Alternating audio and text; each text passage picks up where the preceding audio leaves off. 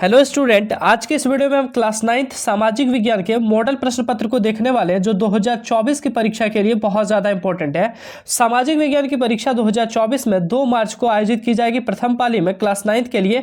उनके लिए वीडियो बहुत ज़्यादा इंपॉर्टेंट है। निश्चित तौर पर आपकी बोर्ड परीक्षा में यहाँ से सवाल जरूर रहेंगे, तो इस वीडियो को आप लोग कंटिन्यू एंड तक देखिएगा।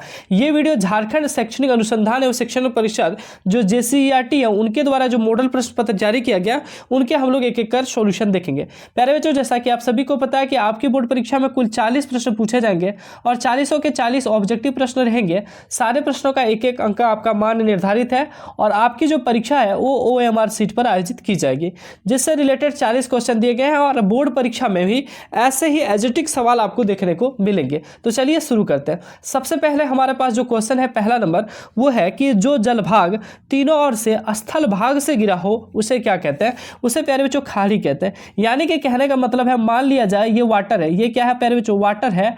और वाटर के तीन तरफ, एक तरफ इधर, एक तरफ इधर, एक तरफ इधर, मान लिया जाए तीनों साइड स्थल है यानी कि भूमि है, तो बीच की जो जमीन है उसे हम लोग क्या कहेंगे? तो उसे हम लोग खाड़ी कहते हैं। ठीक है, जैसे बंगाल की खाड़ी। अगला प्रश्न है प्यारे बच्चों दूसरा नंबर, कि निम्नलिखित में से कौन से झारखंड के पड़ोसी राज्यों का समूह है? झारखंड का पड़ोसी राज्य पूछा जा रहा है, कौन कौन सा है प्यारे बच्चों? देखिए, बिहार झारखंड का पड़ोसी राज्य है, पश्चिम बंगाल भी है, उड़ीसा है, छत्तीसगढ़, उत्तर प्रदेश। ये बिल्कुल आंसर हमें सही लग रहा है। आगे हम लोग फिर भी देख लेते हैं। मध्य प्रदेश, देखिए प्यारे बच्चों, मध्य प्रदेश झारखंड का पड़ोसी राज्य नहीं है, इसलिए ये ऑप्शन गलत हो जाएगा। तेलंगाना भी झारखंड का पड़ोसी राज्य नहीं है, इसलिए ये भी ऑप्शन गलत हो जाएगा। यहाँ पे प्यारे बच्चों मध्य प्रदेश देखिए झारखंड का पड़ोसी राज्य नहीं है, इसलिए ये भी प्रश्न गलत, ऑप्शन गलत हो जाएगा। इसलिए इस प्रश्न का सही जवाब होगा झारखंड का जो पड़ोसी राज्य है वह है बिहार, पश्चिम बंगाल, उड़ीसा, छत्तीसगढ़ और उत्तर प्रदेश। इस प्रश्न का ए नंबर बिल्कुल सही जवाब हो जाएगा। तीसरा नंबर प्रश्न है, निम्नलिखित में से कौन सुमेलित नहीं है? सुमेलित नहीं है यानी कि मेल नहीं खा रहा है। ठीक है, तो हिमालय दिया गया, हिमालय, नंदा देवी बिल्कुल सही है। दूसरा प्यारे बच्चों, उत्तरी मैदान को खादर कहते हैं, भारतीय मरुस्थल बरखान, और तीसरा प्रायद्वीपीय पठार उत्तरी सरकार। ये उत्तरी सरकार गलत है, तो इस प्रश्न का आंसर हो जाएगा प्यारे बच्चों ऑप्शन नंबर डी जो है वो सुमेलित नहीं है। ठीक है, अगला प्रश्न है चौथा नंबर, निम्नलिखित में से कौन सबसे सघन जनसंख्या वाला प्रदेश है? मतलब सबसे ज़्यादा जो है जनसंख्या किसमें है? तो प्यारे बच्चों सबसे सघन जनसंख्या वाला प्रदेश है, यहाँ पे किसी राज्य का नाम ना देकर यहाँ पे दिया गया है, तो उत्तरी मैदान याद रखिएगा सबसे सघन जनसंख्या वाला प्रदेश है। अगला पांचवा नंबर, कथन, गंगा नदी में सालों भर जल प्रवाहित होता है। ये कथन दिया गया है और इससे रिलेटेड क्वेश्चन है। कथन क्या है? कह रहा है कि गंगा नदी में सालों भर जल प्रवाहित होता है, तो क्या सही है? क्या कारण दिया गया है कि कारण क्या है? कारण, गंगा नदी हिमालय से निकलने वाली नदी है और गर्मी में हिमालय के बर्फ पिघलने से गंगा नदी को जल प्राप्त होता है। तो बोला है केवल कथन सही है। कथन जो सही है पूछा जा रहा है इसमें दिया गया है कि क्या केवल कथन ही सही है? दूसरा ऑप्शन है प्यारे बच्चों कारण सही है और कथन गलत है। यहाँ पे बोला है कि कारण तो सही है लेकिन कथन जो है वो गलत है। कारण जो है वो सही है लेकिन कथन गलत है। तो कथन तो सही है कि गंगा नदी में सालों भर पानी निकलता है, कथन हमारा क्या है? सही है, कथन हमारा सही है। कारण क्या है? कारण दिया गया है कि गंगा नदी में हिमालय से निकलने वाली नदी है और गर्मी में हिमालय का बर्फ पिघलता है जिससे गंगा नदी में जल प्राप्त होता है। ये भी सही है, यानी कि कथन भी सही है, कारण भी सही है। कथन कारण दोनों गलत है, ये नहीं होगा। कथन सही है, कारण भी सही है, ये गलत है, ये गलत है। तो ऑप्शन नंबर डी इस प्रश्न का सही होगा, कथन और कारण दोनों सही है। ठीक है, अगला प्रश्न है प्यारे बच्चों छठा नंबर, भारत में नदियों का महत्व किन क्षेत्रों में है? भारत में नदियों का महत्व किन क्षेत्रों में है? तो सिंचाई में भी है, नाव संचालन यानी कि नाव का भी, जल का विद्युत भी बनता है, जल विद्युत में भी, उपरोक्त सभी। इसलिए इस प्रश्न का जो आंसर हो जाएगा वो डी नंबर हो जाएगा, उपरोक्त सभी। ठीक है, थोड़ा सा माफ कीजिएगा मेरे बच्चों, खांसी और सर्दी है। ठीक है, फिर भी वीडियो बना रहा हूं आपके लिए। भारत में मानसून के आगमन के साथ कौन सी ऋतु का प्रारंभ होता है? भारत में जैसे मानसून आती है उसमें कौन सी ऋतु का प्रारंभ होता है? तो इसे हम लोग कहते हैं वर्षा ऋतु, ऑप्शन नंबर बी। अगला प्रश्न है आठवां नंबर, जहां 200 सेंटीमीटर से अधिक वर्षा होती है वहां किस तरह के वन पाए जाते हैं? यानी कि जहां वर्षा साल भर में 200 सेंटीमीटर से अधिक होती है वहां किस प्रकार के वन पाए जाते हैं, ये प्रश्न है। तो वहां पर प्यारे बच्चों उष्ण कटिबंधीय सदाबहार वन पाए जाते हैं। कहते हैं? उष्णकटिबंधीय सदाबहार वन। अगला प्रश्न है प्रति 1000 पुरुषों पर महिलाओं की संख्या को क्या कहते हैं?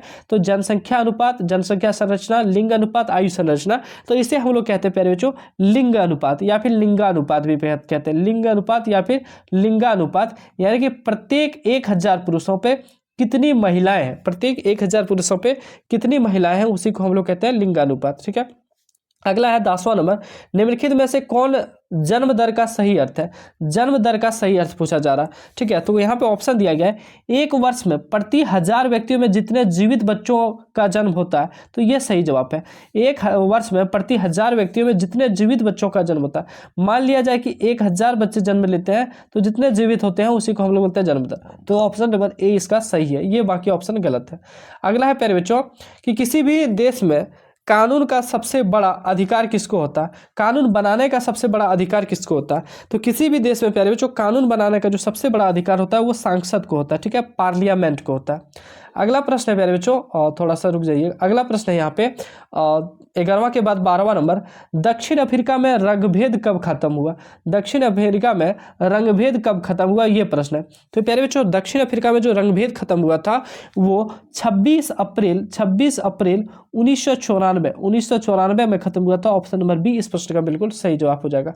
अगला जो प्रश्न है प्यारे बच्चों 13वां नंबर, लोकतंत्र जनता का, जनता के द्वारा और जनता के लिए है, यह परिभाषा किसने दी?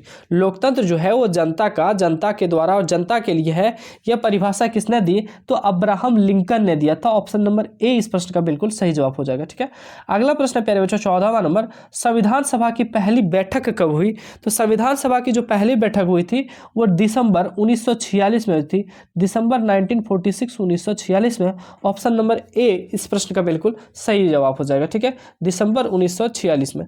15वां नंबर सवाल है कि लोकसभा चुनाव के लिए भारत को कितने निर्वाचन क्षेत्रों में बांटा गया है? लोकसभा चुनाव जो 2024 में भी होने वाली है, जिनके कारण आपकी परीक्षा थोड़े से पहले, समय से थोड़ा पहले लिया जा रहा है, तो लोकसभा चुनाव जो होता है निर्वाचन क्षेत्र में कितने निर्वाचन क्षेत्र में बांटा गया है भारत को? तो ये प्रश्न प्यारे बच्चों, भारत को 543 निर्वाचन क्षेत्र में बांटा गया। ऑप्शन नंबर बी इस प्रश्न का बिल्कुल सही जवाब हो जाएगा। अगला जो प्रश्न है प्यारे बच्चों वो है कि हमारा संविधान में हमें कितने मौलिक अधिकार प्रदान करता है? तो हमारा संविधान प्यारे बच्चों 6 मौलिक अधिकार प्रदान करता है। ठीक है, जैसे कि शिक्षा का अधिकार, समानता का अधिकार, इस तरह से स्वतंत्रता का अधिकार, तो 6 मौलिक अधिकार प्रदान करता है। बी नंबर सही होगा। अगला प्रश्न है प्यारे बच्चों 17वां नंबर, निम्नलिखित में कौन राजनीतिक कार्यपालिका का हिस्सा होता है? राजनीतिक कार्यपालिका का हिस्सा होता है जिलाधीश, गृह मंत्रालय का सचिव, गृह मंत्री या पुलिस महानिदेशक। तो इस प्रश्न का आंसर हो जाएगा प्यारे बच्चों 17वें नंबर प्रश्न का, वो हो जाएगा गृह मंत्री। राजनीतिक कार्यपालिका का हिस्सा गृह मंत्री होते हैं। अगला प्रश्न है सरकारी निर्णय से उठने वाले विवादों का निपटारा कौन होता है? किसी भी प्रकार का जैसे सरकारी निर्णय लिया जाता है, जैसे अभी हाल ही में हिट एंड रन जो कानून लिया गया, हिट एंड रन जो कानून एक बनाया गया ड्राइवरों के लिए, वो कानून जैसे कि सरकार बनाया, तो इससे जो विवाद उत्पन्न होते हैं उनका जो निपटारा है वो कौन करता है? तो उनका निपटारा सर्वोच्च न्यायालय करता है, सुप्रीम कोर्ट करता है। ठीक है, सुप्रीम कोर्ट, सर्वोच्च न्यायालय जिसे हम लोग बोलते हैं। अगला प्रश्न है प्यारे बच्चों 18वां नंबर के बाद 19वां नंबर, कि किसके नेतृत्व वाली पार्टी 1971 में लोकसभा चुनाव में गरीबी हटाओ का नारा दिया था? तो गरीबी हटाओ का नारा किसके नेतृत्व वाली पार्टी ने दिया था 1971 में? तो इसका सही जवाब हो जाएगा इंदिरा गांधी की पार्टी थी 1971 में, जिन्होंने गरीबी हटाओ का नारा दिया था। अगला प्रश्न है प्यारे बच्चों 19वां के बाद 20वां नंबर, केंद्र सरकार का प्रमुख कौन होता है? तो केंद्र सरकार का जो प्रमुख होता है प्यारे बच्चों वो कौन होता है? तो प्रधानमंत्री होता है। ठीक है, जैसे हमारे अभी केंद्र सरकार का प्रमुख कौन है? तो नरेंद्र मोदी, श्री नरेंद्र मोदी जो हमारे माननीय प्रधानमंत्री है, उनके द्वारा। राष्ट्रपति जो है वो नहीं होते, राज्यपाल भी नहीं होते, मुख्यमंत्री। जैसे कि ये प्रश्न पूछा गया कि केंद्र सरकार का प्रमुख कौन होता है, तो हमने प्रधानमंत्री लगाया। वैसे अगर बोल दिया जाए राज्य सरकार का प्रमुख कौन होता है, तो मुख्यमंत्री हो जाता आंसर। ठीक है, अगला प्रश्न देखिए 21वां नंबर, एक वर्ष में किसी भूमि पर एक से ज्यादा फसल पैदा करने की विधि को क्या कहते हैं? एक वर्ष में एक भूमि पर एक से ज्यादा फसल पैदा करने की विधि को हम लोग क्या कहते हैं?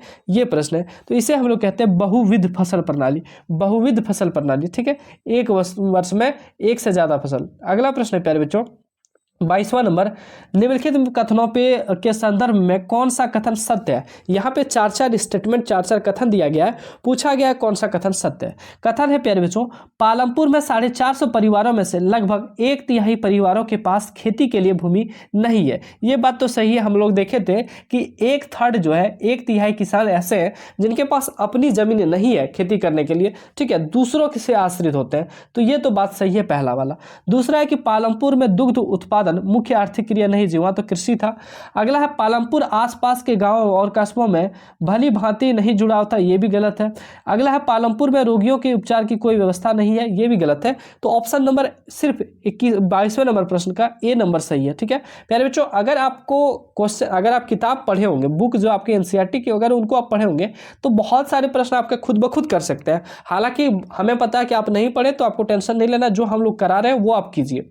अगला प्रश्न है प्यारे बच्चों 23वां नंबर, जापान जैसे देशों में अपने देश के विकास के लिए किस चीज पर निवेश किया।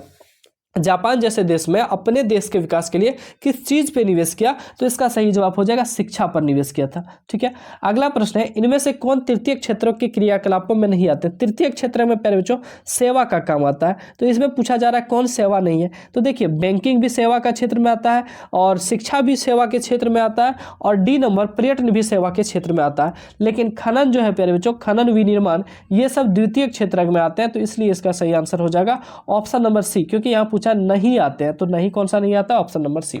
अगला प्रश्न देखिए, अगला 25वां नंबर की, भारत सरकार ने कक्षा में बच्चों की उपस्थिति को बढ़ावा देने के लिए कौन सी योजना कार्यान्वित की। कक्षा में जैसे कि आप लोग, बहुत सारे बच्चे हैं जो स्कूल नहीं जाते हैं, तो उन्हीं की उपस्थिति को बढ़ावा देने के लिए सरकार ने कौन सी कार्यक्रम अपनाई। तो इसी को कहते हैं मध्याह्न भोजन, दोपहर की योजना की भोजन, ठीक है। ये 1 to 8 के लिए, 1 to 8 के लिए दोपहर के भोजन की योजना अपनाई, ऑप्शन नंबर डी।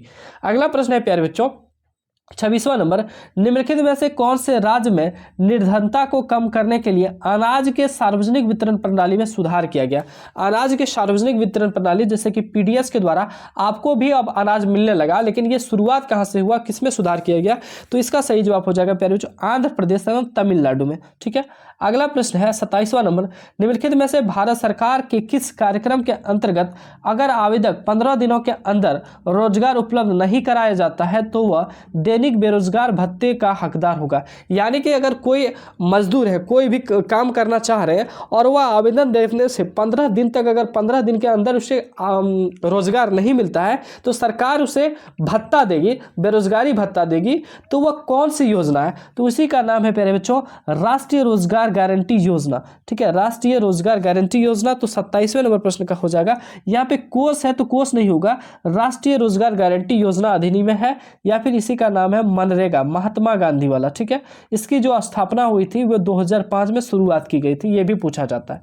अगला प्रश्न प्यारे बच्चों 28वां नंबर, भारत में ग्रामीण क्षेत्रों में प्रतिदिन प्रति व्यक्ति कितने कैलोरी की आवश्यकता स्वीकृत की गई है। यानी कि प्रतिदिन उसे कितने कैलोरी की भोजन की आवश्यकता है। तो गांव तरफ प्यारे बच्चों 2400 यानी कि 2400 कैलोरी, ठीक है। राइट आंसर हो जाएगा ऑप्शन नंबर ए नंबर, ठीक है। अगला 28वां के बाद 29वां नंबर, किसके माध्यम से सरकार द्वारा अधिप्राप्त अनाज, गेहूं और चावल के भंडार का बफर स्टॉक बनाया जाता है। तो किसके माध्यम से बनाया जाता है ये पूछा जाता है। तो ये यहाँ का आंसर हो जाएगा प्यारे बच्चों बी नंबर, भारतीय खाद्य निगम।